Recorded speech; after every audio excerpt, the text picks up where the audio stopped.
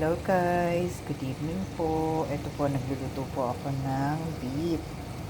Ito po ang aking ingredients. Taco, original, spicy mix. Yan po ang aking inilagay sa aking beef. Yan guys. Sensya na po, medyo umuusok po kasi yung beef. Kaya lumalabo yung aking camera.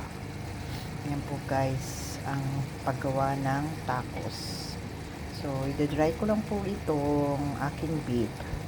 Yan guys. Para lahat ng ingredients ma-absorb. Yan, ma-absorb lahat ng inilagay kong powder tacos. Yan guys. Tapos, ito po yung shell na gagamitin ko. Yan po. Ito po yung shell. So, i-microwave ko lang po yan.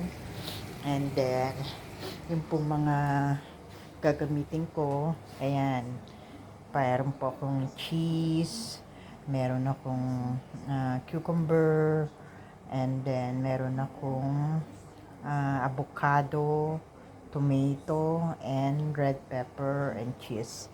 Then I got potato chips. Yan po ang aking ilalagay sa aking tacos for today, guys.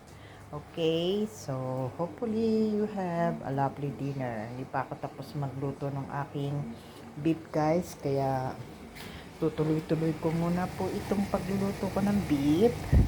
And then, tapos na po. Pagkatapos ko nitong iluto, itong beef po. Yan. Tapos na po to. And then, pwede na kami kumain. Yun lang po. Okay guys, thank you and have a lovely day.